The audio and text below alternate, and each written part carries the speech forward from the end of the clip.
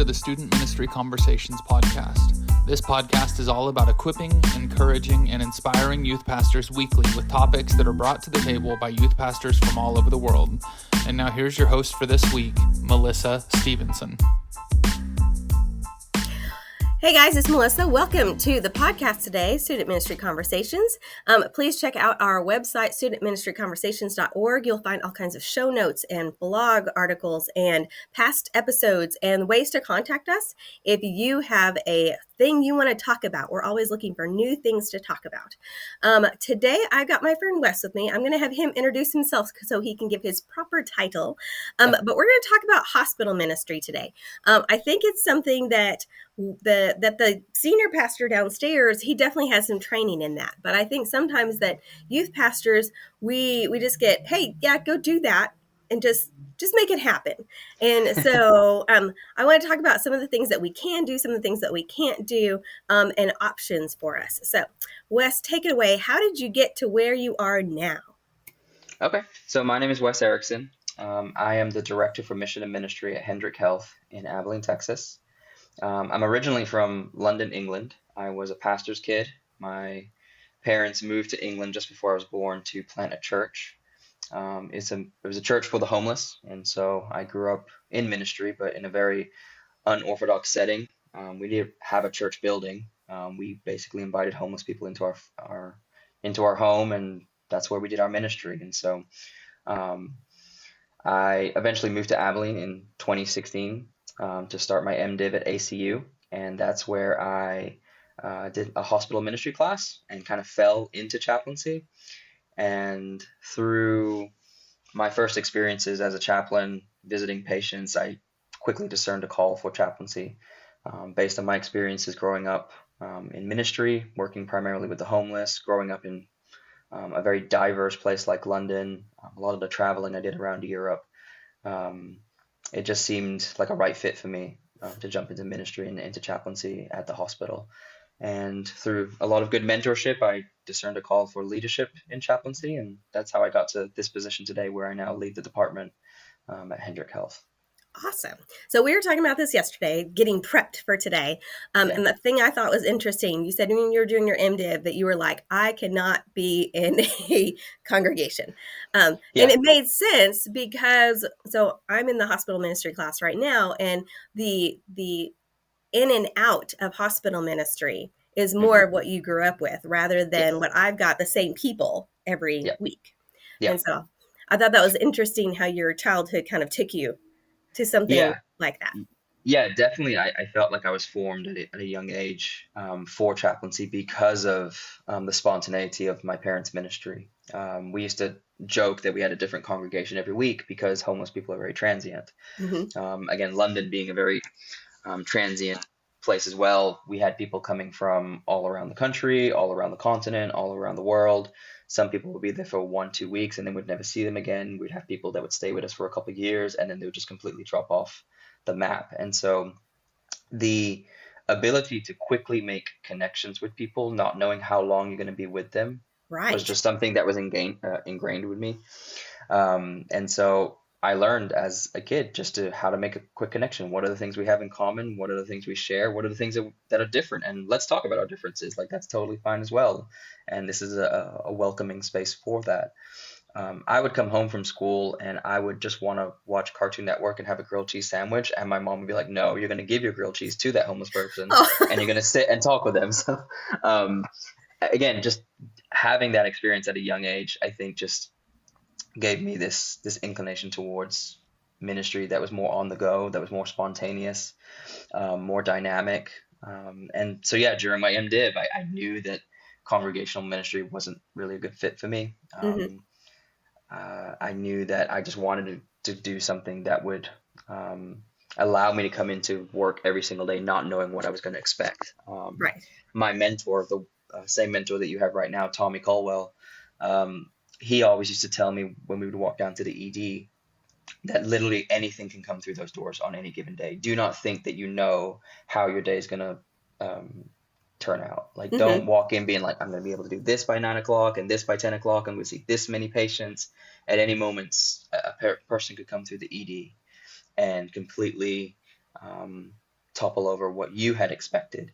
And that's actually what happened to them. Like nobody plans on being an ED Oh, absolutely. Yeah. on any given day. And so that was really good advice for me, and really again confirmed my upbringing of just being ready and receptive to whatever the Spirit was going to be doing on any given day at any given moment.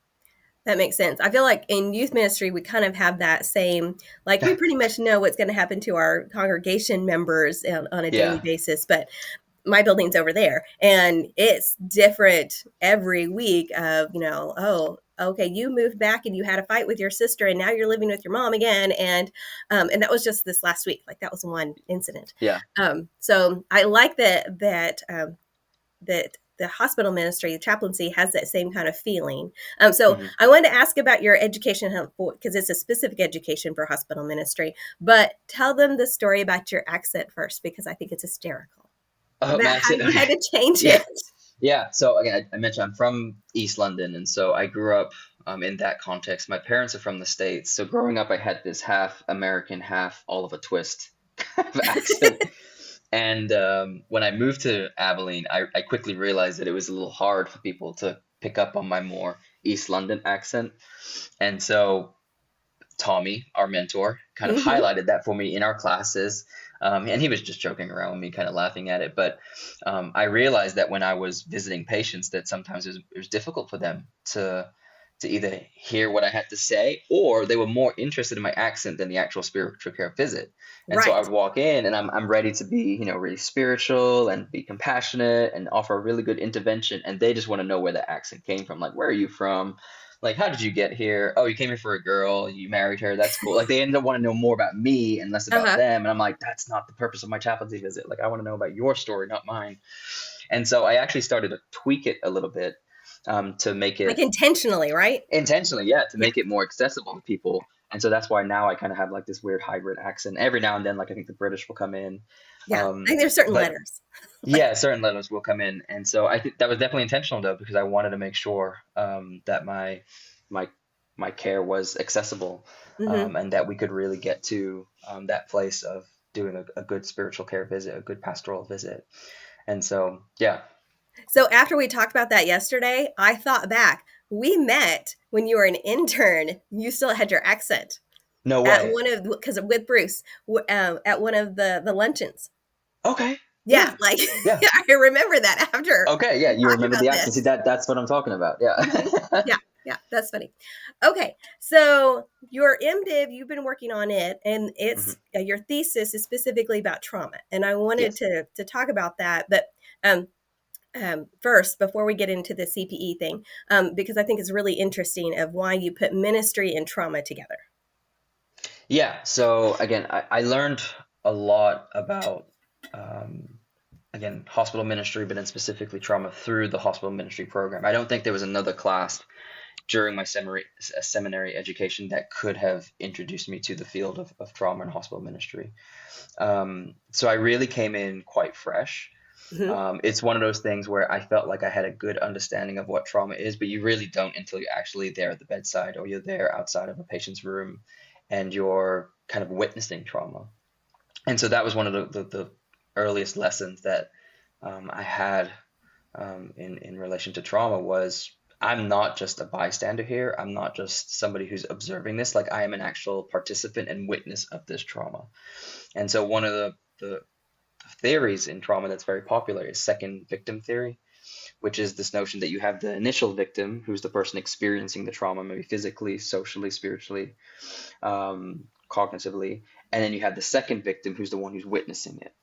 And anyone in healthcare can relate to that because we are participants in this person's trauma and vicariously we're experiencing it too. And I couldn't name that at the beginning of my education in chaplaincy. And I was wondering why I was leaving visits so heavy.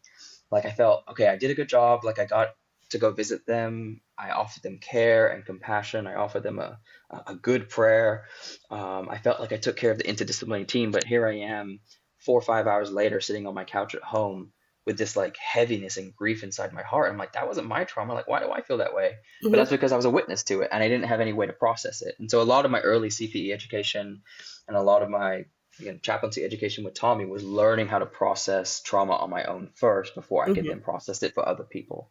A lot of that was triaging out trauma, like within myself, and knowing, okay, this is not specifically my experience, but this is the experience of another, and I am self-differentiated from them, Hmm. and not getting overly invested in their own circumstance or situation. I think a lot of chaplains and I think ministers, they relate compassion to the actual act of suffering with someone. So like if you want to demonstrate compassion, you have to go into their situation and story and like suffer with them, which is very noble, but at the same time there's a cost on your side. And you have to Hmm. ask yourself, if I keep taking these hits and have this cost for compassion, I can only do that so many times before I Right. then burn out. Hmm. Like so at Hendrick is a level 3 trauma, and the plan is to go up to a level 2. A level 1 trauma would be a place like Baylor Scott and White in Dallas, where Right. 24/7 traumas are coming in, and Hmm. that's the setting that I did my residency in Baltimore and at Johns Hopkins. And in that circumstance, you really did have traumas coming in all the time, and so you had to be very mindful about what your own emotional and spiritual resources were like how much could I give to a person and a family on a given day, knowing that at any given moment another trauma is going to come in, and Hmm. I have to be ready to serve that family equally, and with the same sense of conviction that they need help too. And so it's really a way of not just protecting myself, but protecting the spectrum of people that I want to take care of on a given Ooh, day. I that's can't great. just give it Yeah. all to one person in one instance. And so that was a Hmm. lot of the early lessons in trauma was related to actually how do I handle and understand the field of trauma. Well, and I can see that relating to youth ministry really well, especially with my students when they're having struggles in school and I Hmm. want to go fix it.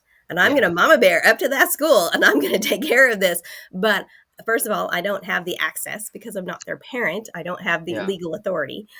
But secondly, I can't do that for every single one of them. I would just be yeah, driving to schools all day long. right. And so, yeah, I have to give them resources. I can, hey, some advice, but I can't get into the mindset of I'm now their parent. Like Yes. there has to be that boundary because I have to parent the other two kids that actually live in my house. That's like, Yeah, and yeah. that's one of the other sides of learning chaplaincy early on is that you are not meant to be their messiah. Mm-hmm. You're not meant to be their savior. And I think that was something that I definitely fell into pretty early. I had like this messiah complex that unless I was the one to go in and have that spiritual conversation, that they were not going to have a spiritual experience or conversation. And Mm-hmm. God definitely had to humble me in that, and I think He did during COVID, Oh yeah. when I was, I took it upon myself that I'm going to go and see every single person on a particular unit that was admitted for COVID or was on a ventilator. And I lasted about 3 weeks, and I got really burnt out from it, and I had to go to my Mm-hmm. manager and said, hey, I need to take a week off because Yeah. I can't sustain this. Like I'm trying to serve all these people. And my manager was very wise. She said, you weren't called to go and see every single person. Mm-hmm. Why don't you come up with a system where you only see the most sick people, and you work with the nurses and you work with the interdisciplinary team and identify which patients on this given day really need a spiritual care visit or which family is really struggling. And so that was a good way in which I started to learn that I could triage the most important cases and Mm-hmm. release this notion that I had to go and see every single person, that I had to be the one to do it.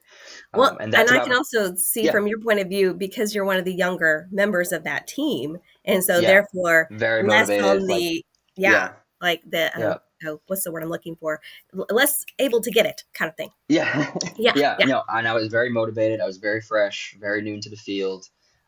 Felt like I could go out and change the world with one visit, and it's just not sustainable, Mm-hmm. And I had to really have a heart to heart with God about, what my ministry was going to look like and how He had called me not to see every single person who was sick, but to see specific people on a given day. And if I couldn't get around to seeing a person, that's okay. God's not going to give up on them because I didn't go. Like He'll send Right. somebody else, or somebody else we put in their plan or care or in their life to take care of them. It's not all down to me. And so that was very freeing. That allowed a lot of grace to come in, and I walked with a lot more freedom in my ministry because of that. That makes And it sense. helped me to build more boundaries down the line about Mm-hmm. saying yes to things, but then also saying no. One of my colleagues at work, she often says that chaplaincy is the ministry of no. And the first aspect of that is that a lot of people, when we visit them, say, no, I don't want a chaplain. We're not Uh-huh. offended by that. We're not going to force it on them. And then the other side of it is that sometimes we say no, like we can't offer that ministry today because we have all these other things going on. And so Hmm.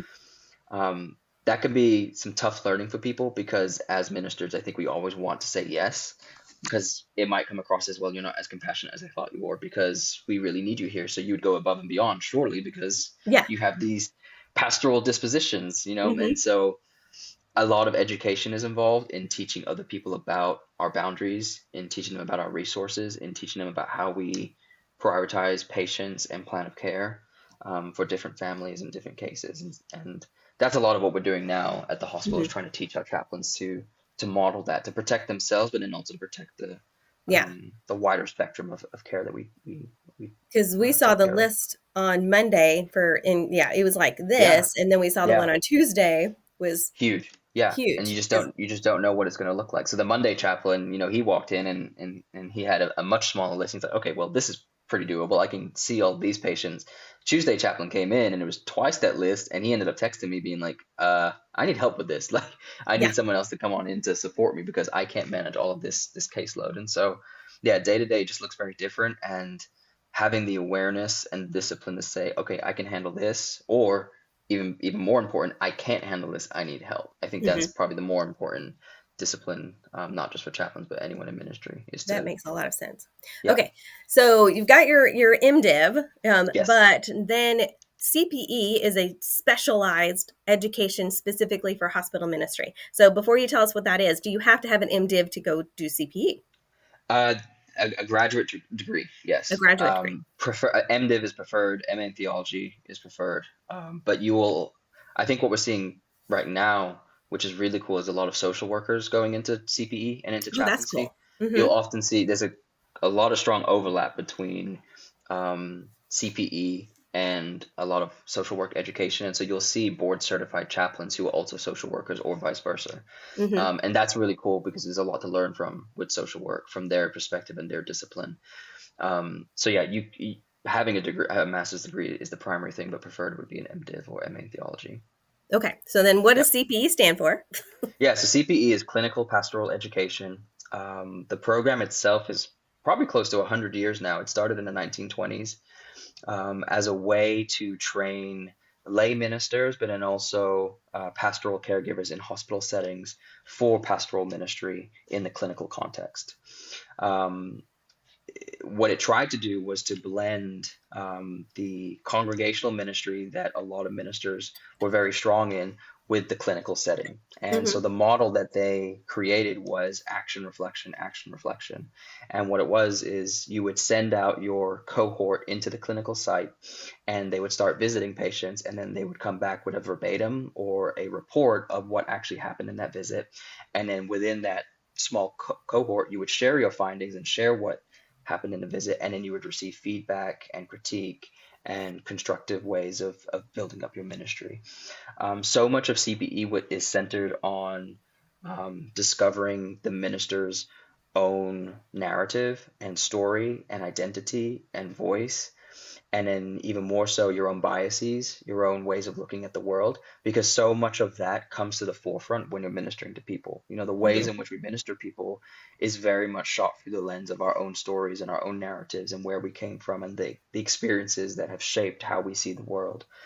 And CPE is very interested in making sure that, one, you don't overstep with your own story and Hmm. apply it to somebody else's context or somebody else's um, current Experience. situation. Hmm. Yeah, but then also the ways in which you keep the patient right at the center of care. Like, you are not there to come in and share, well, I can relate to your story because I have similar experiences. Or, I heard a story about how people in similar situations like you ended up making it, like you're taking away from the person who's sitting right in front of you. Really, what you want to do is allow them to enter into their own story, them as in the patient, and pull the resources that they have been collecting over their life and their journey.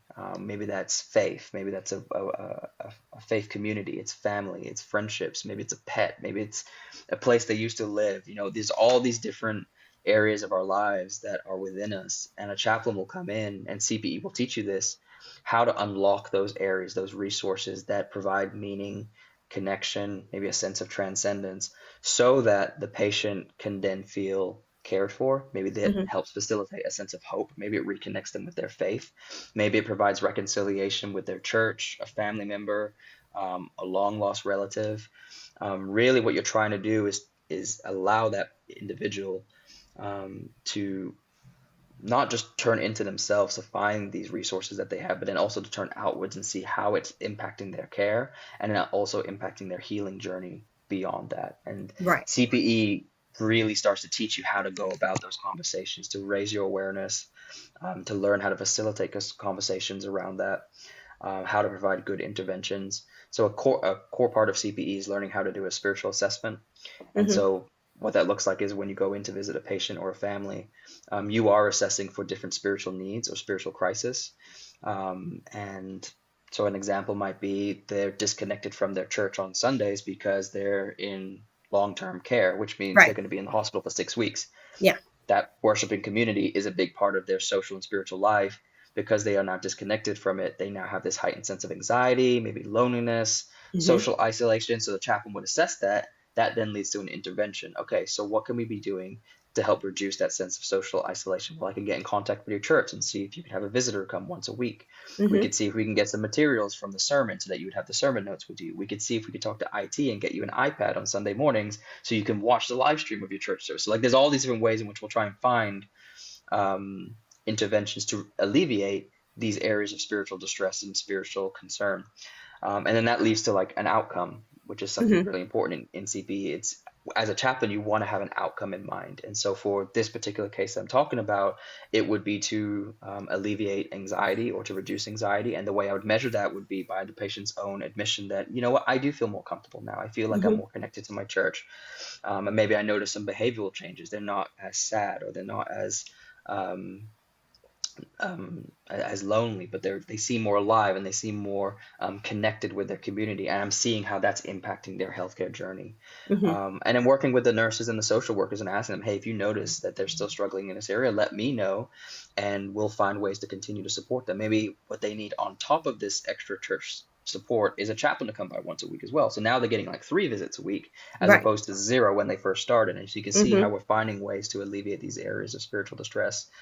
And CP again teaches you how to do that, and then it teaches you how to work with interdisciplinary teams as well.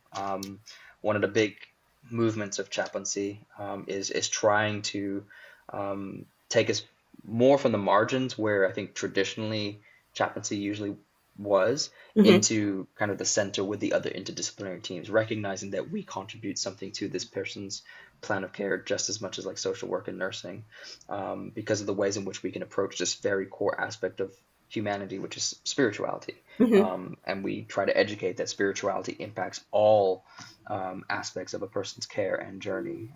It's not just maybe a prayer at the end, offering them a Bible Right. or having a Yes. spiritual conversation. It's the Hmm. ways in which their spirituality might be impacting their actual health or their understanding of their plan of care. Well, and we've seen instances and studies have shown that like people can be completely fine health wise, but if they don't have that hope that they're not going to get better. And so I love Hmm. that you're kind of providing that before them. But I also love the practicalities when you gave them, here's some options to make Yeah. this happen.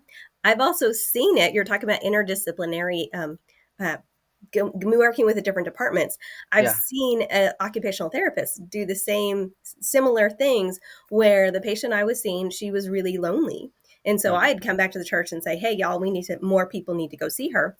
But also, the occupational therapist is like, oh, well, hey, there's some other ladies about your age on this floor. Yeah. I got some Yeah. games. Let's go set up some games. We'll figure this all out. And so I loved that it wasn't just the chaplaincy department. It wasn't the ministry department that was also trying to find those solutions for a non-health related um, emotion, I guess you would say. Yeah, no, absolutely. And that ties a lot into, I think, this modern movement within healthcare, which is the holistic care movement, where we really focus on treating the whole person and not just the diagnosis. I think Hmm. you saw that shift in the middle of the 20th century when people started to realize that treating just the diagnosis wasn't really curing this person. You can cure the diagnosis but not heal the person, is what I'm trying to say.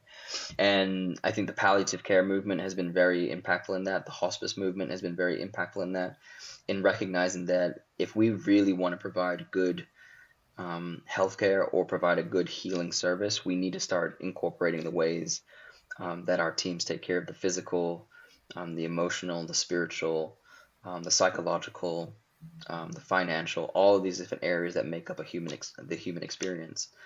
We need to be mindful of them and find ways in which we can alleviate maybe distress or pain in those areas too. Mm-hmm. Yeah. So actual CPE. So you said you had to go to Lubbock for a unit, and then Yes. and how long was that? Yeah, Like, so a unit of CPE is similar to a semester. So you okay. basically do one semester of clinical pastoral education. It's usually about 15 weeks. I did what's called an extended unit.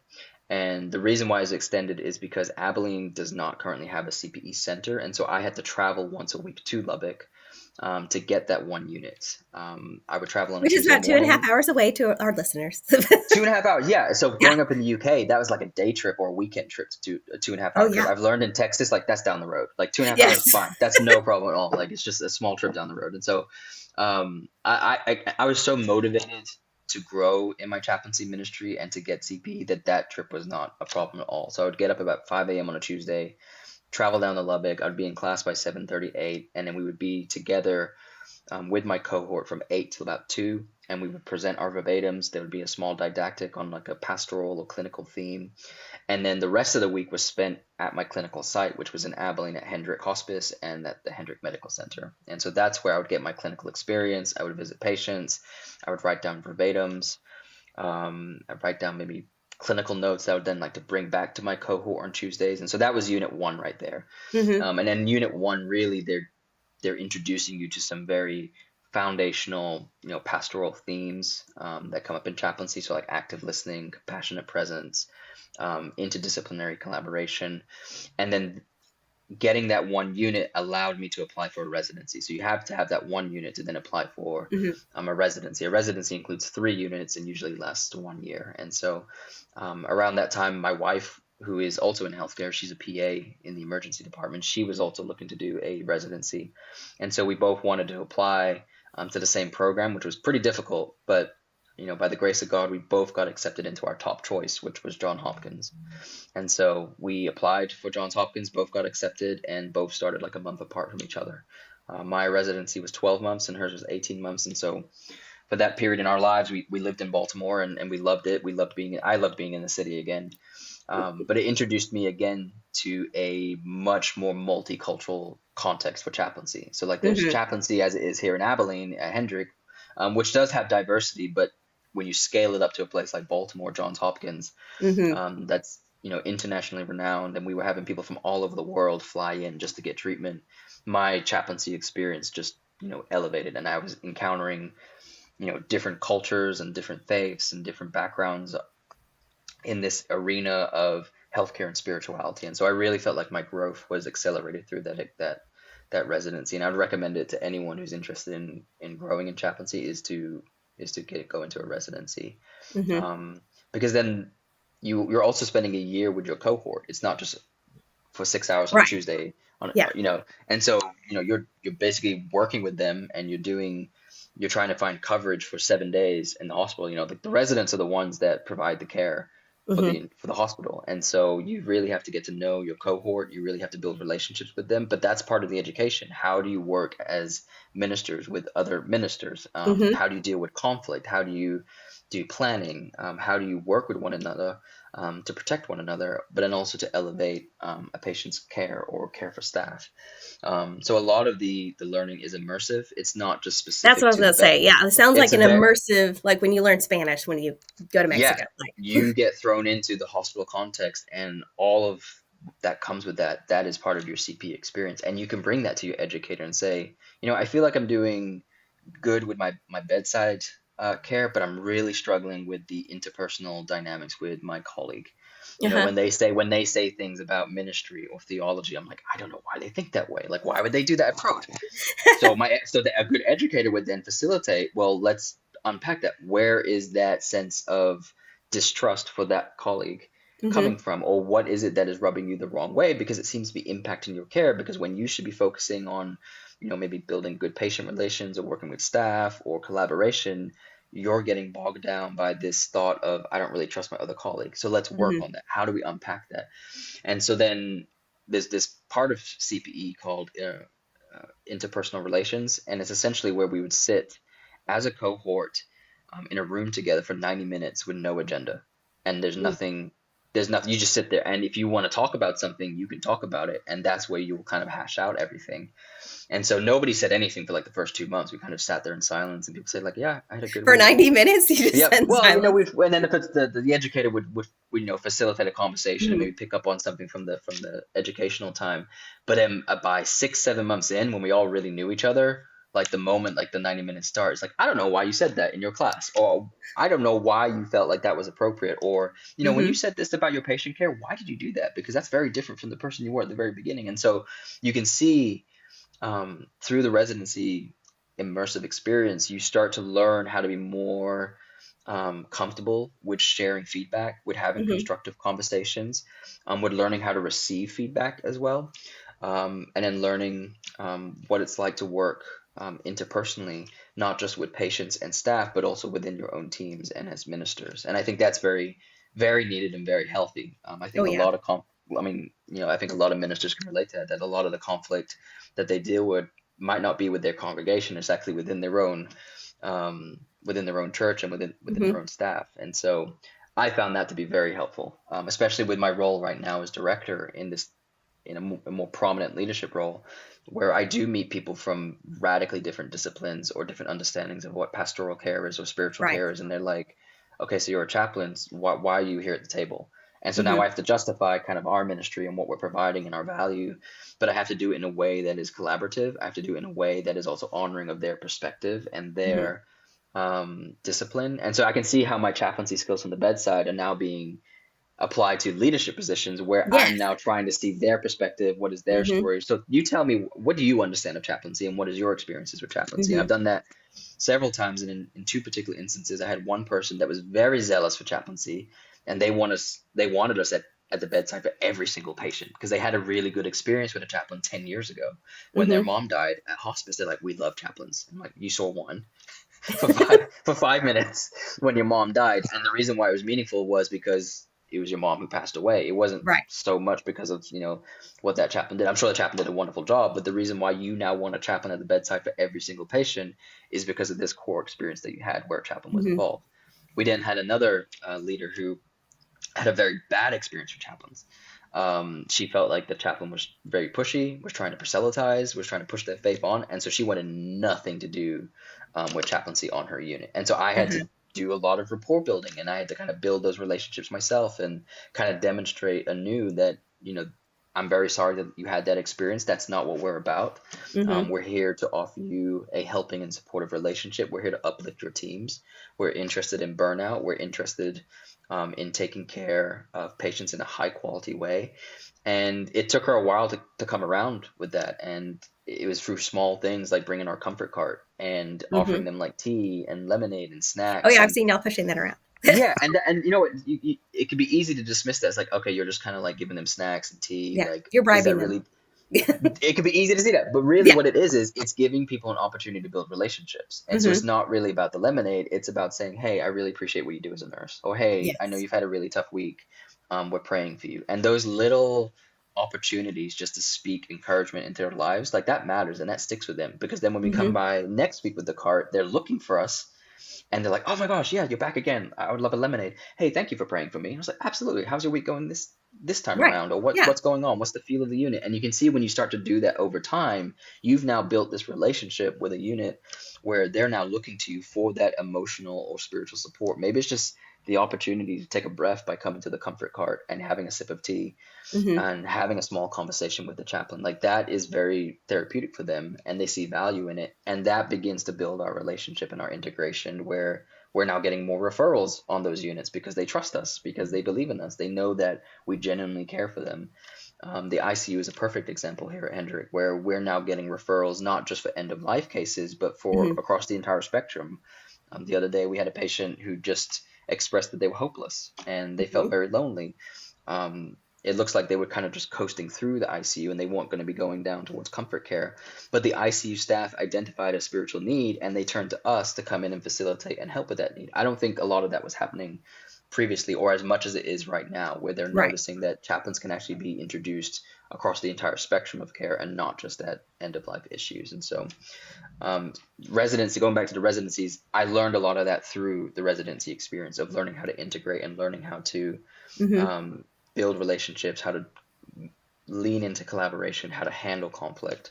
And it definitely gave me a more holistic foundation for chaplaincy and leadership in this position. So I think the part that was most interesting, there's lots of interesting things. Yeah, Plus, I want to ask if you give them tea all the time because of London. But we do. Yes, so there's when a you were bias. learning about working with the other people in your cohort, which Yeah, yeah, we've already talked about that they all probably have master's degree in MDiv, so they're all pastors. And for a regular church, that guy downstairs, he's the only, he doesn't have to agree with anybody else. Like he's the guy, right? So hmm it makes sense that there would be a lot of strong personalities that would now yes, having to work together. And so I like that yeah, y'all focused on that. yeah, But when you were talking about, um, wait, what did you mean by that? Or I don't agree with your theology, um, yeah. because CPE is not one denomination, right? No, And no. there's lots of different things we have with different denominations. So was Yep. that a difficulty? Yeah, and not even denominate. I would say CP is interfaith, and so you Mm-hmm. could have a cohort that would include members of different faiths, different backgrounds, or no faith at all. For my cohort specifically, we were all from the Christian tradition. We did come from different denominations. Man, I would say my residency cohort was probably not the best example because we all had very similar theology. Oh yeah. Um, but what was interesting is that our educator had a very different theology from like the six of us. Mm-hmm. And what I noticed quite early on was the five of us banding together and our educator feeling slightly isolated. And I think that started to impact the way in which the education was being dispensed to us because it felt Oh. like he wanted to break that kind of Mm-hmm. collaboration that we had. And so the conflict started to arise in that kind of scenario. So the interpersonal dynamics there really started to come through like 3 months in when we noticed that he wanted to kind of find conflict to break up how we all kind of had this camaraderie about That having seems similar theology. counterintuitive or counterproductive. Well, you might think so, but then I actually agree with him. I think Mm-hmm. when he was able to introduce conflict into our little coalition, um, it actually allowed for really good learning because prior to that, we were just saying really nice things to each other. Like, I really like how you did that in your prayer. I really like, we were Oh. just really patting each other on the back because Mm-hmm. we thought, like, well, we're kind of on the same team, right? We all kind of share theology and philosophy and backgrounds. Nobody really wanted to call anybody out and actually say, hey, you could grow in this area. So I actually really appreciate what the educator did by introducing some conflict and kind of breaking it up a little bit. Um, it did allow us to learn different perspectives. And so denomination, I think we had, I'm from a non-denominational background, but then we had Baptist, we had Pentecostal, Assemblies of God, and then I think Methodist as well. And so denominationally, we all came from very different backgrounds, but Mm-hmm. I know for the next year, that residency was very diverse. I think they had an Islamic scholar, they had an atheist, they had a Wiccan, they had an Episcopalian. Um, yeah, and so No, I'm going and back to the atheist. That seems like an odd choice of no, career. not at all. No, I think atheism and chaplaincy has actually grown pretty strongly in the Huh. last couple generations. There's actually a Mm-hmm. strong cohort of atheist chaplains, um, because a lot of it would be down to um, understanding that atheism can still impact a patient's care, like with their That's spirituality. true. So, Yeah. so if you're going in purely just to unpack their resources and to tap into their narrative and to tap into their story, you would still be able to do that as an atheist. Mm-hmm. I think the conversations look a little bit different when a patient might say, well, what is your faith or what does your background look like, and how do we kind of build that kind of rapport and relationship with one another? But I personally know of an atheist chaplain who offers excellent spiritual care, because they're very good at kind of maintaining those boundaries and very good Mm-hmm. at kind of getting um, to those outcomes of alleviating spiritual distress. And so CPE will create a safe environment for those kind of conversations and for all of those different backgrounds to kind of engage one another. And I think when you're looking at how diverse healthcare systems are, the reality is that we're going to have some people who come in with no spiritual background or no particular denomination or no faith or no religious history. That's true. And so having a diverse team like that at like a level 1 trauma at Hopkins, I think was very beneficial for the populations that they were serving out there. Huh. I think it's just not something that I've thought about. So that was a very interesting part of the conversation. Yeah. You might need to bring me back for another one on the whole thing about that. Interfaith chaplaincy, yeah.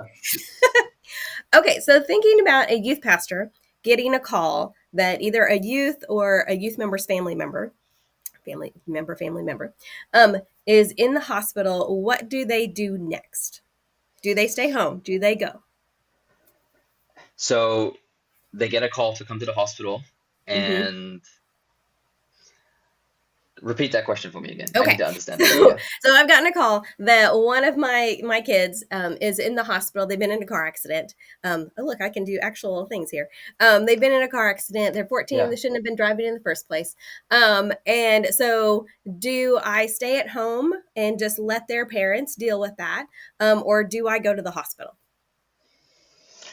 So a lot of it will depend on your relationship with that individual and how well the support that they have around them. I know for me, if I had a very strong relationship with that individual or a good, strong helping relationship, I might feel compelled to be the one to go there and to support them. The first thing would be to call the parents and to assess their needs and their support. It might be more that you're there for the parents and not the actual That's true. youth. And I think in that situation, I mean, I've just become a parent, but congratulations! I didn't know that. Thank you. Yeah, 2 months old, and so I'm now kind of learning kind of what that looks like. But I'm trying to imagine if you had a teenager, the emotional processing that a parent would be going through, like all of like the fear and all of the outcomes and the imagination, like, oh my gosh, like, are they alive? Like, what's going to happen? Is it going to require surgery? The financial aspects of it. And so, the best support that youth could have in that moment, if they have a good relationship with their parents, is their parent.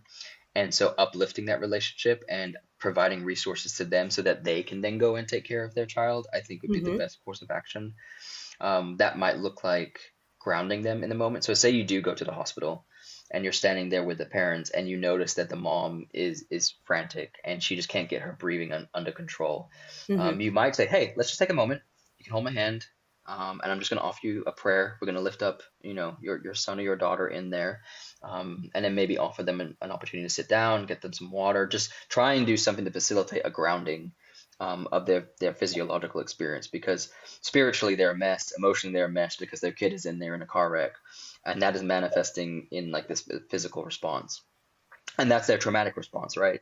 And so you're finding ways to kind of intervene with that traumatic response and allow them to get to like a place where they can take a deep breath, recognize what is going on, recognize what is not going on, and then introduce like a plan of care that will allow them to provide the best care for their child and then see them through. I think that would be the way in which I would approach that specific case.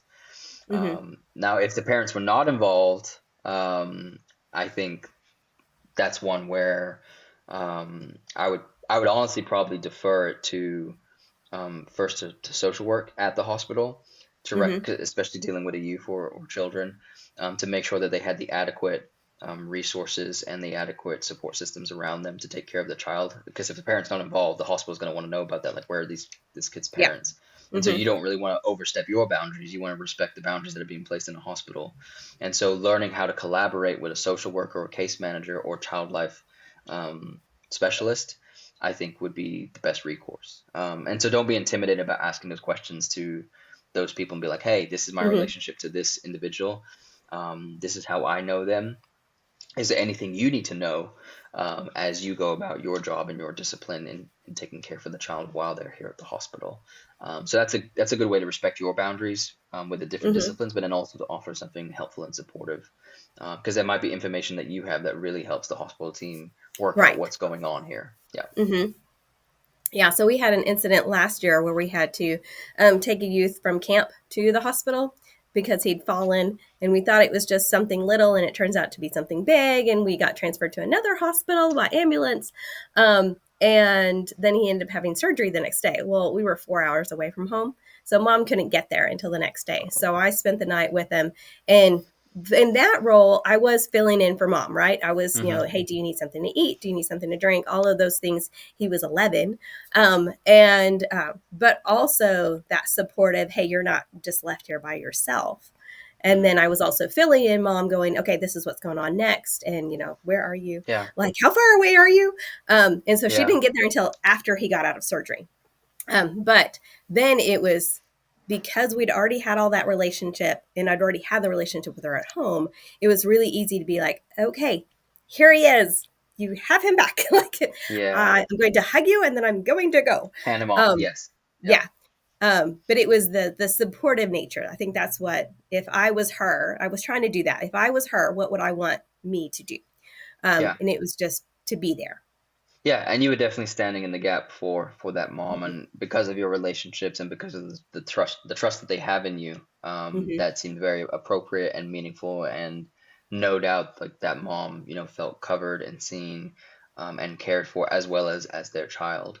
I think there are instances where maybe a local pastor will ask us to fill in the gap for them when they can't Mm-hmm. make it to the hospital, and so there are times when chaplains step into that role too. Probably not for as long as you did, in this situation. We won't spend the night with them.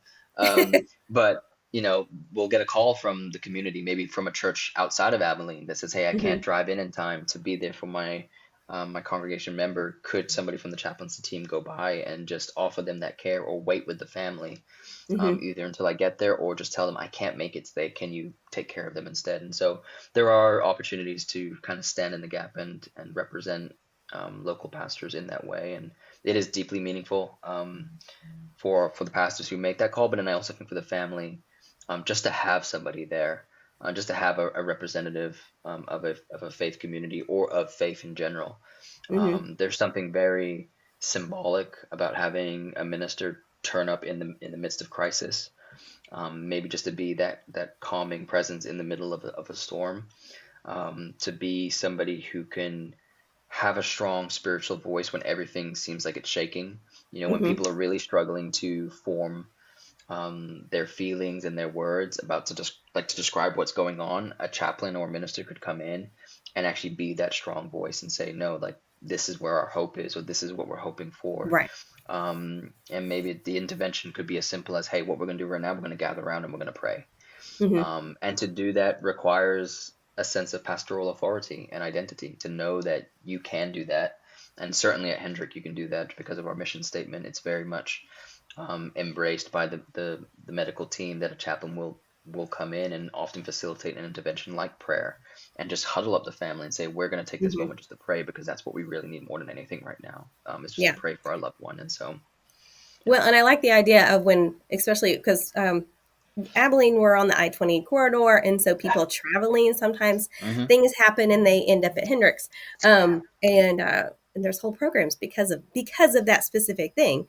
But I like when a congregation or a pastor from outside of town calls y'all, that person now feels cared for in an Hmm. additional way, that they're not forgotten, they're Yep, not like just left. You're not in our town, so whatever. that's right. And Yeah. so I appreciate that part.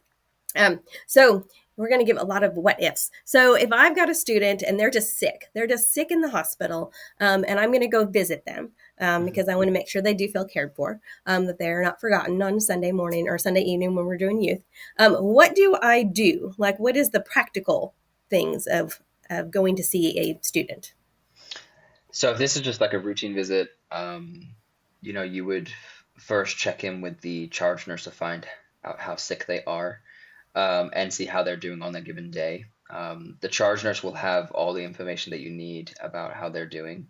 But they can't Um, tell us certain things, right? Because of they HIPAA. can't tell you certain things. If you are like a designated, visitor, Hmm. then yeah, they would withhold particular information, or they would feel like it's okay to share that with you. And then they know that they won't share anything that they shouldn't. Hmm. It may just be down to, yeah, they're good for a visit, or maybe not right now, like they have some medication, and so maybe come back in a little bit. But I would Hmm. check with them first, and then when you go to visit with them, it may just be assessing where they are emotionally on that day, and then how supported they feel. I think support is the biggest thing to assess for when you first walk in. In what ways do they feel like they're being cared for or supported? Like, who can they turn to at any given time to know that they're not alone in this journey?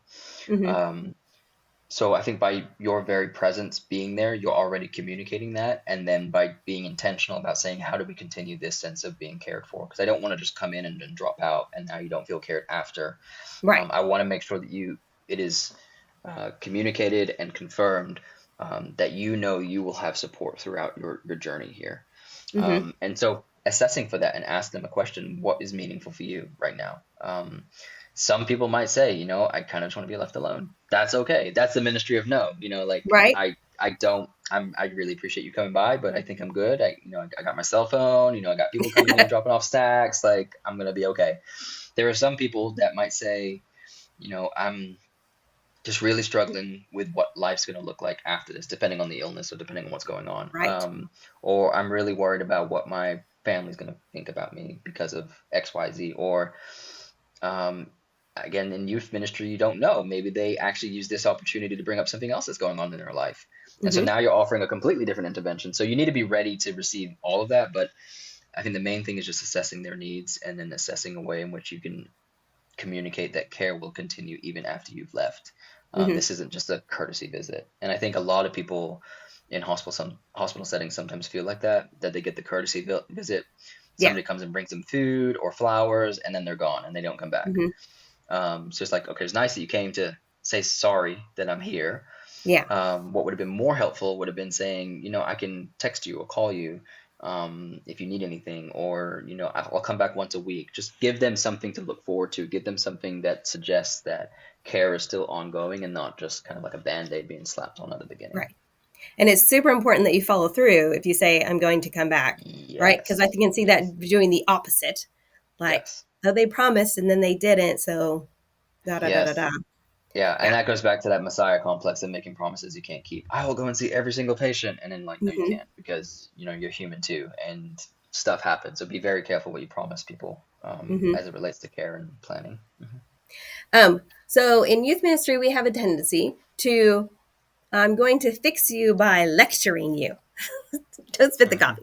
But especially, because I am the teacher of the students, I'm supposed to teach them things. And so I have learned in my, 8 weeks of entering into hospital ministry, that is not what I'm doing in this situation. I'm not going to go in and go, well, man, you really should not have been riding your skateboard on that walkway over there and then you got hit by a car. Like, that's not helpful in that situation. Would you agree? Hmm. Yeah, I mean, I think a chaplain probably would go about it differently. Mm-hmm. There are rare times when you take on that role of saying, you need to be looking at accountability here and looking at your actions. Um, few examples would be working with incarcerated patients. Mm-hmm. And so I think in those situations, I've felt like I had a bit more room to work with in asking about, well, how do you feel about this from an accountability perspective, Mm-hmm. with your actions and where you are now and how you want to change. Um, I've also encountered it maybe with people who struggle with addiction. Mm-hmm. So that's a whole field in itself, is psychiatric chaplaincy, and there's all this different training on top of CP that can be applied. But a lot of it is working with patients who fall into the same patterns of behavior or cycles. And maybe the role is not to lecture them, but to introduce an awareness that allows them to then be self-reflective of, yeah, like, I need to change because this Mm-hmm. this can't keep on continuing. And then That was a bad choice. yeah, and Mm-hmm. you could do that, but then you want to also introduce not just the awareness, but then also a system where they can lean into support. So it's saying, Mm-hmm.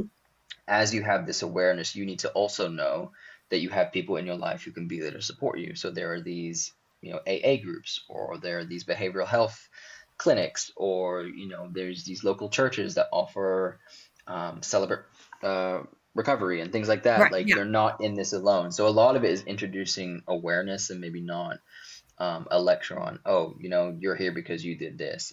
Hmm. For me, and again, this goes back to my upbringing, working with homeless folks who a lot of them struggled with addiction. For me, it was reminding them, and this is me as a teenager doing this, like reminding them, like, hey, we're still here for you. Like, we're not moving. Like, this is our home. Hmm. And if you have, a struggle or a need, you can, reach out to my mom and dad, and they will receive you, and they will take care of Hmm. you. They will give you that grilled cheese. And a lot of that was just raising their awareness that, they weren't alone in this journey. Yeah. Now there are times for harder discipline, and I think that's really where the church, or maybe a pastor, can take on a more authoritative role than maybe a chaplain would in the healthcare Hmm. setting. I think with the context of healthcare, that's probably not the place for a chaplain to do it. And again, we're not professional counselors, so we want to Right. make sure that we stay in our role, our pastoral role as chaplain, and not Hmm. dive into, well, I'm now going to dive into the role of pastor, or I'm going to dive into the role of therapist and counselor. Like, that's not our role. Our role is very distinct as chaplain.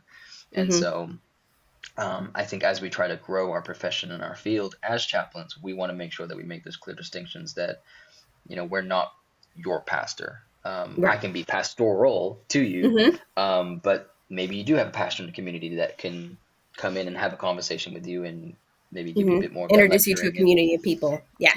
yeah. And so, yeah, I think a lot of it comes down to knowing the role of a chaplain, and working with other communities to raise their awareness and how they can find healing. Well, and even in my innocent you skateboarding and ran into a car situation, I could say, hey, we have a great skateboarding park that is in the park where there are no cars. Like, that would be a better situation than you doing that on the street. So I like the idea of maybe not judging them or lecturing them, but giving them better options. Yeah, So, resources. yeah. Yeah. Hmm. Yeah, So, raising their if awareness by resources. Yeah. right. So we had talked about, okay, well, I have one question before I move on, but how do I get out of the room? That was my biggest question when I started. We had this whole conversation about it. But Yeah. so sometimes we get up to the hospital and because we're nice people, we Mm. want to talk and visit with the family and the student. And now I'm stuck and I can't figure out how to leave without being like, well, it's, time to go, as we do in Yeah. the Southern world. Yeah. So how do I leave the hospital room professionally, appropriately? Yeah. So there's exit strategies, and that's something Yes. that came up in CPE as well, because it's about managing resources. It's about managing time. It's about managing what you can actually offer to a given person. And so I think having outcomes in mind prior to walking in the room is very helpful. So knowing where you want to land the visit will allow you to guide the individual to that landing spot. Hmm. So what I mean by that is, as the chaplain, you do go to the nurse and you say, hey, what's going on with this patient? I got a referral.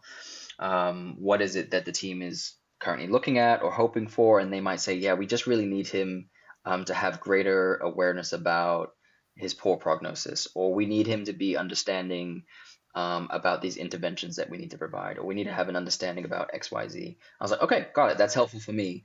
Let me go in and see what I can do. And so going into the room, I already have that outcome in mind, that I want to get to a place where he starts talking about his decisions of care and what he Hmm. wants to do with his plan of care. So, I'm doing the regular introductions. I'm introducing myself as the chaplain, and I'm asking them about, their own spiritual resources, and where they are and how they feel.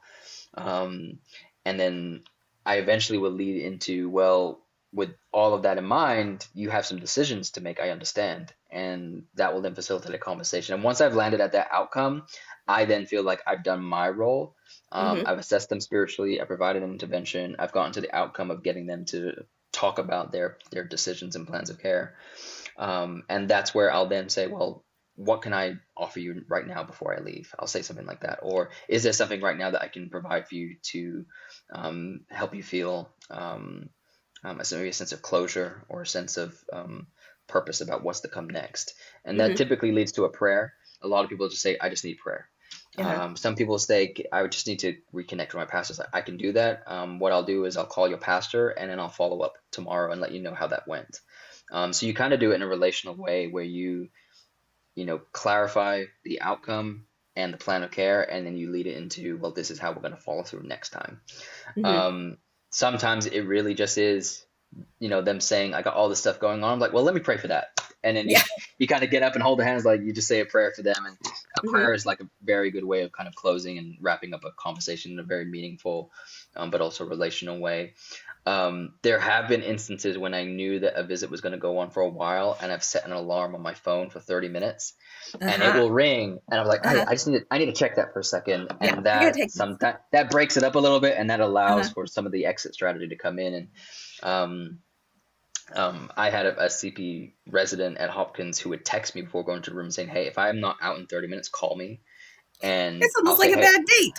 I Like, gotta take, I gotta take this call and step on out," because it was like a repeat person who had constantly kept on calling the chaplain, and this was like hmm 3-4 months in, and they just really, really, really wanted to talk to this chaplain every day for like 30-40 minutes. She just couldn't do it, and so um, there's a lot of different ways in which you can do it on that spectrum of putting very hmm practical things like an alarm on your phone, to doing something very relational like, hey, well, let's pray for that, to something more programmatic like having an outcome in mind and getting them to that Right. place. And once you get to that outcome, it's like, okay, well, this is our plan, we'll follow up tomorrow or next week, or I'll check in with hmm the team to find out if you need more pastoral support.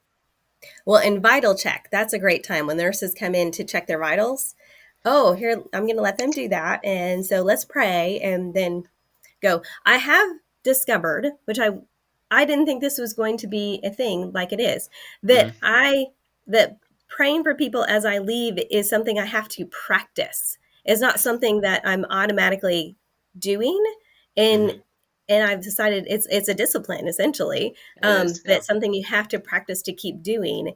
And so I thought that was really interesting to figure out that this was something Yeah. that wasn't automatic. Yeah, so funny story, and you'll laugh because it relates to Tommy, our shared mentor. When I first started it as an intern, I was so fresh, and I really did not have the language or the discipline pastorally to Hmm. navigate those spaces, especially around prayer. And I would listen to Tommy pray, and I was like, man, that was so good. Like he knew exactly what to say. He had the right language. Like it was so, theologically meaningful and accurate, and it was very appropriate to the pastoral situation in front of us. And so after hearing him pray, I would write down what he said in like my notes. Like I would type it down. I was like, oh, that was so good. Or if I heard him say something that was really like witty or funny, or like really like pastorally sensitive, I was like, man, that's so good. Like he's so wise. I'm gonna use that same language He's so too. wise. Yeah. Well, don't tell him I said that now. Right. And I would then try and say it myself. And Tommy's like, you know, a Baptist preacher from Snyder, Texas. And so when he says something with Hmm. his like twang and accent, it seems right. When I say it with my accent from East London, it did not land at all. And people would just stare at me like, what are you? Like, what are you Hmm. saying right now? And so I learned very early on that I had to find my own voice Hmm. pastorally. I did not have a pastoral voice as it related to chaplaincy and to prayerful situations like that. And so it came with practice. It was really trusting the Holy Spirit to teach me that language and that voice of prayer, of compassion, of care in hospital situations. And you just can't force it. Don't try the learning process of it. Like just really just open yourself up to the Spirit and allow God to grow that sense of having a spiritual voice Hmm. that has authority, that it has meaning and purpose because you have been called to be there at the bedside. It's not by accident. And then trust that the Lord will give you the right words to say when the time comes. And then just over time, you've kind of built up that practice of knowing Right. how to pray in an appropriate manner. Your prayers are not long-winded. They're Hmm. also not short and dismissive, but they're usually very specific. And so I'll usually ask, is there something specific you want me to pray for?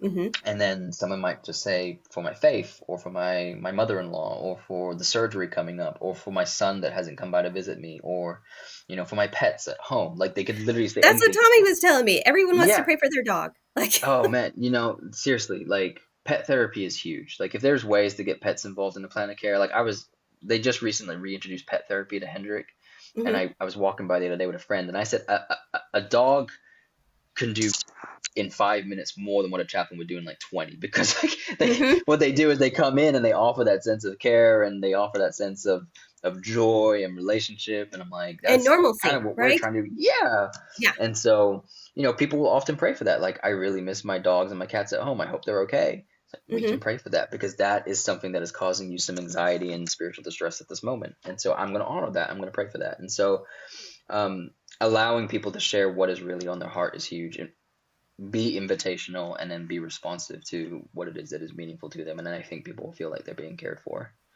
Awesome. Okay, so we had talked about this a little bit yesterday. So if I come in for a student that's in a trauma, that's going to be a different kind of hospital visit than they're just sick, right? Hmm. Is I'm still going to go because maybe they need some. They need me. They don't need me, but they need someone. We talked about that already. Messiah But complex. Yeah. exactly. Um, but there's going to be things that are different, right? Because I Yes. don't need to be in the way, and that's a Yes. big thing in my brain that I don't want to Yep. be in the way. So Hmm. how do I treat that differently? Yeah. So with a routine visit, you definitely have a lot more freedom to kind of navigate maybe the clinical setting in the room. Maybe you're sitting by the bedside and you have like this extended period of time. In a trauma situation, if you were coming in as a visitor, the likelihood is that you would wait in the family room, and then a chaplain Hmm. would come and let you know what is going on. They wouldn't have somebody just standing on the outside, unless it was immediate family and it was a very significant moment in the case.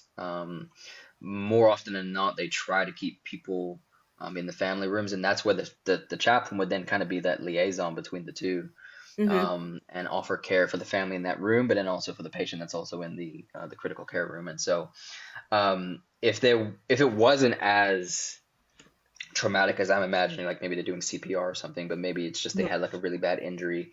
When the moment was appropriate, I would invite you in, and then you would be able to offer, your care and your compassion. If you were in the middle of like a very traumatic case and you were standing by a chaplain, what we would typically do is we would be there where we're seen and known and available, but definitely not right in the middle of Hmm. the entranceway or the room. A lot of it is letting the team know that we're there and that we're available. And as you've built relationships with them, they know that you're praying for them, and that's really meaningful to them. Like, as I Hmm. once had a charge nurse who was performing CPR on a patient, and I remember distinctly about halfway through, she looked up and out of the room, and we made eye contact. And throughout the visit, I didn't do anything. I just stood on the outside and I was praying for the team, but I didn't talk to anyone. I didn't do anything concrete. And after the case was closed, she came walking down the hallway and she said thank you to me. I was like, for what? I didn't do anything. Hmm. She's like, you're there to remind us. And that was very meaningful to me, to remember that, this is the ministry of presence. A lot of times just us being there is communicating something theological and something spiritual to the interdisciplinary teams and also to the families and patients. Just knowing that Hmm. you're there or out there, being that presence and being that sense of security, or that sense of strength, or something foundational, that God is still here with us in the midst of all this chaos and this trauma.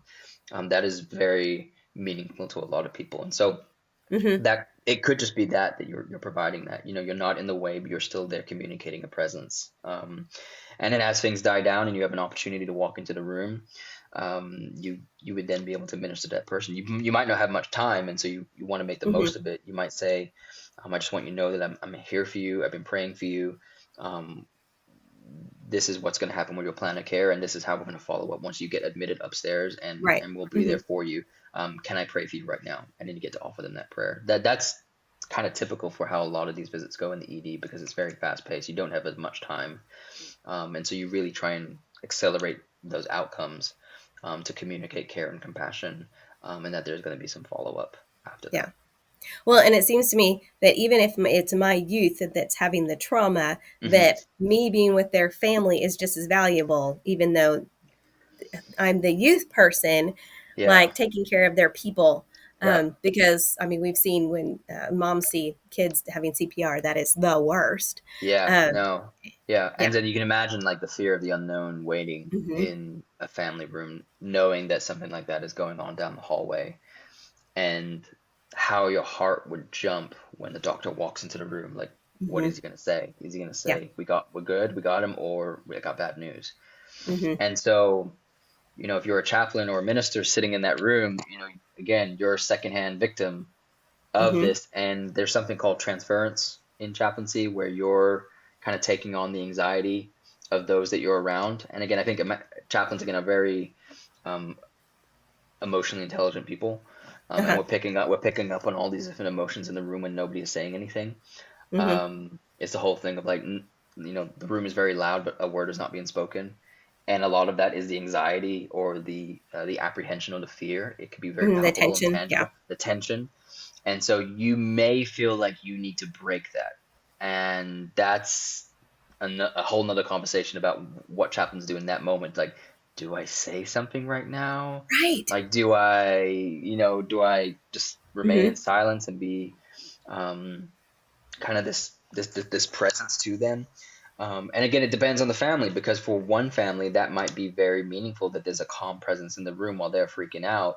Another family might say like, why is he not saying anything? Like, he's just sitting there Right. awkwardly. We don't know who this person is. So you really have to be very attuned and emotionally intelligent to recognize what your presence is communicating to that family and how it's ministering to them. Don't just Hmm. assume that it's doing something, because it could easily be the opposite.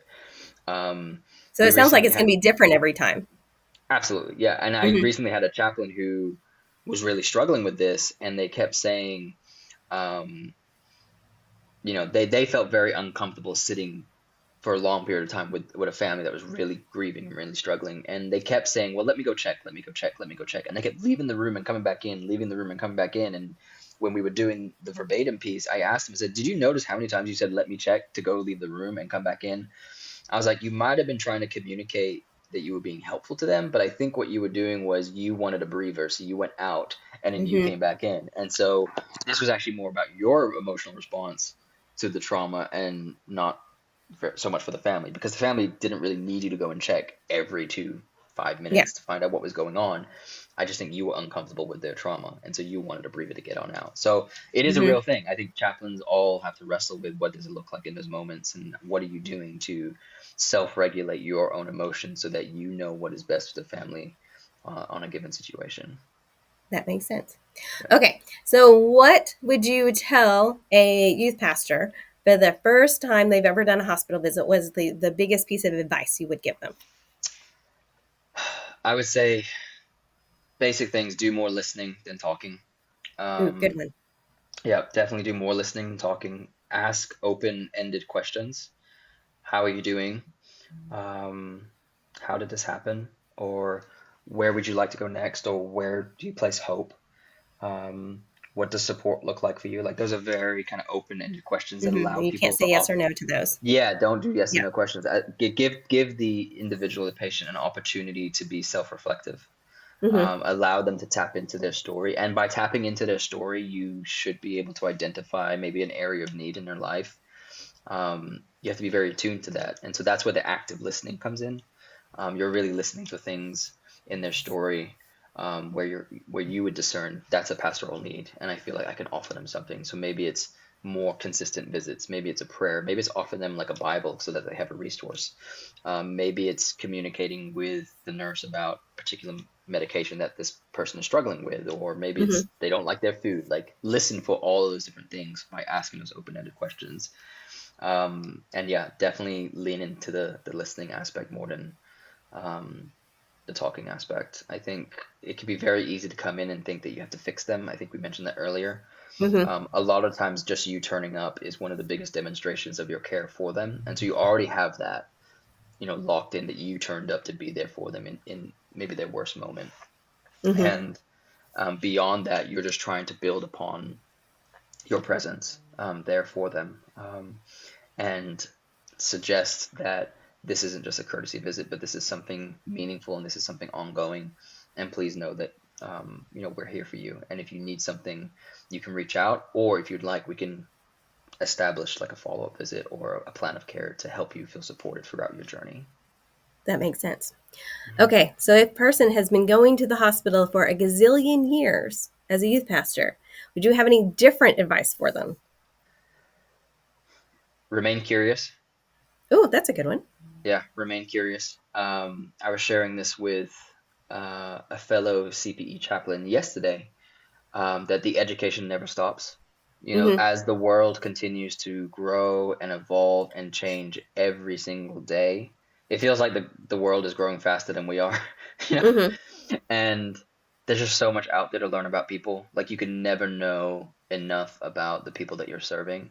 And so never think that you have it all understood and known. Mm-hmm. Every single family, every single case is going to be different. And so if you go in with this curious reflection about what this person is experiencing or what their life has been like, I think that will allow you to stay connected to your ministry. I think a lot of chaplains and maybe even ministers burn out because they lose that curiosity about their ministry, and they lose Mm-hmm. their curiosity about the ways in which spirituality impacts us day to day in all areas of life. It's not just in these nice, neat boxes um, on a given day or a given week or a given time of the week, like church on Sundays. Like spirituality is 24/7. Like it's always speaking to us, it's always informing us, it's always teaching us something. Mm-hmm. And that is so true in chaplaincy.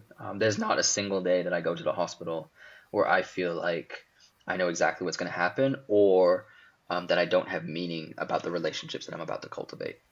And Mm-hmm. I always leave feeling very purposed in what I did that day. I may have one visit and I was like, that was a really meaningful visit. Like I learned a lot about that person, and that can then be connected to this greater area of learning in my life. Or maybe I go by and see 15 patients and I have most of them are very routine and very familiar. Mm-hmm. But across that spectrum, I'm like, you know what? Seeing how all these different plan of cares are developing and unfolding, and how I'm working with the interdisciplinary teams, and how I'm integrating, you know, this sense of spiritual care that's not just within my department of chaplains, but across the entire hospital, that's very meaningful. And so I'm able to do that because I'm very curious about how that's going to continue to play out as I lead this department moving forward. I'm curious about the ways in which chaplains can contribute to burnout. I'm curious about the Mm-hmm. ways chaplains can contribute to patient satisfaction scores. I'm curious how chaplains can help with workforce retention. I'm Right. curious about the ways in which chaplains can facilitate community health initiatives. So, working Mm-hmm. more closely with local churches. Maybe we put on free screenings or wellness checks at local churches. Well, that begins with collaboration between the chaplains and the pastors. I'm curious about Mm-hmm. all these different things, and I'm not just reduced into, well, this is a traditional pastoral visit where I go to the bedside and offer a prayer. Very meaningful, Mm-hmm. very helpful. But that the role of a chaplain, the role of a spiritual care department is so much more expansive. Mm-hmm. It's definitely a discovery process every single day. And I think when you lean into that, whether you're visiting for the first time or after 50 years, um, that will at least allow you to be in a position to find meaning and connection with what you're doing day to day. That makes sense. Okay, I didn't tell you I was going to ask you this question, Oh, but okay. I know. So, but I know you know the answer because Tommy has taught it to us. Oh my gosh. So, if the parent asks the question of why is this happening? Mm, Why is God making this happen? mhm. What do we say? I don't know. That's literally see, Yeah, yeah. yeah. I don't know. Don't try and answer that. Um, Mm-hmm.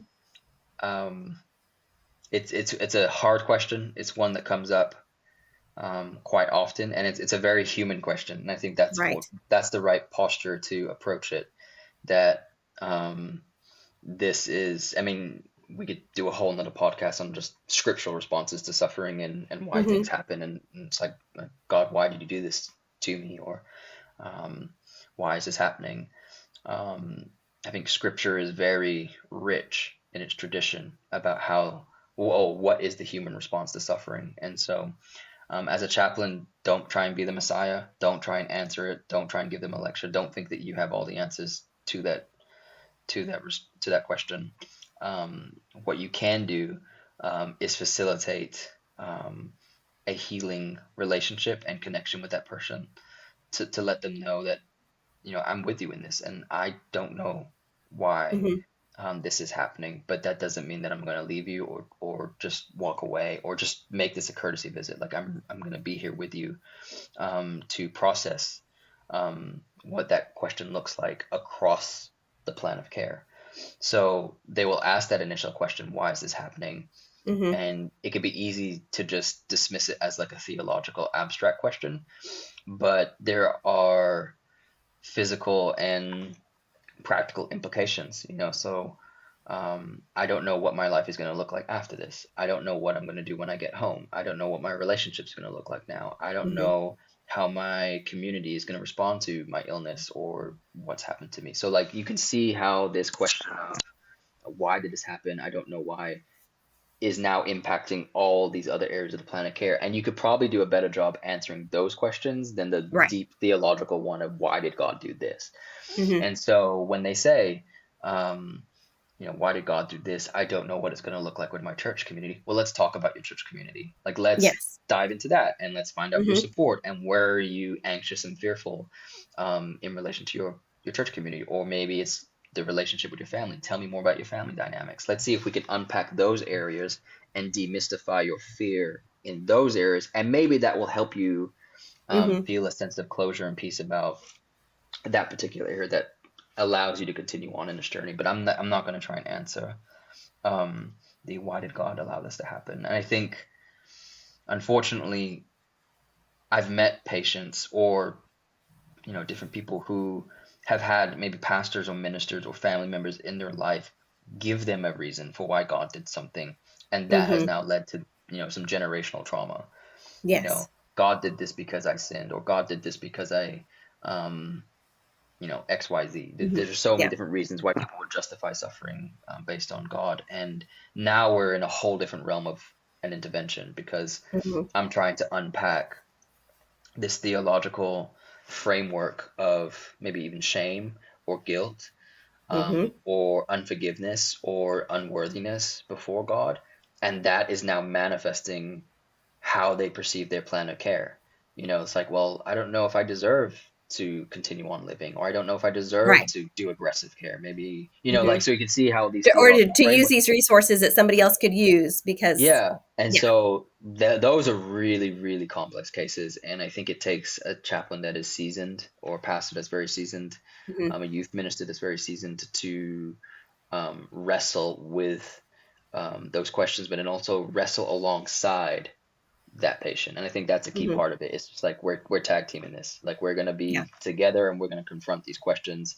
We might not get solid, straightforward answers, but that doesn't mean we can't journey together in Mm-hmm. trying to understand. And I think that's a key distinction too. And I'll probably finish with this: is a lot of chaplaincy is less about offering knowledge, but trying to provide understanding. And there's like a Ooh, that's distinction good. between the two. Like, Mm-hmm. knowledge is like almost like set, here's point A, B, C. Facts. This is the way of Yeah. understanding facts. Understanding is much more expansive and exploratory. It's like, I understand how this is impacting me, and this, I understand how I can move forward, or I understand how my past is impacting my present understanding Mm-hmm. of what's going on. And so I think chaplains are very good at laying the field of understanding and presenting opportunities to grow in that, as opposed to giving them a pointed, here's a knowledge-based, fact-based Right. answer to solve all your issues. And I think that is way more complex and actually much more risky than being Mm-hmm. supportive and facilitating understanding. Well, and I like that the answer, I don't know. We talked about the question being very human. I think the answer of I don't know is also very human, Absolutely. and relational. Like, now we're on the same level versus, I've gone to school, that kind of thing. So, Yeah. So I wanted to say thank you for coming on and talking about this. We've gone Yeah. very long today, which No, is this is really great. good. Yay. But so we had lots of good things to talk about. So thank you, Wes, for coming on. Thank you. To all of us listening out there in the world, please check out our website, studentministryconversations.org, for all kinds of other things to learn about student ministry. Our goal is to help you be a better leader, to equip you to be a better leader in whatever capacity you're in. And so just check us out next time. Y'all have a great day. Bye-bye.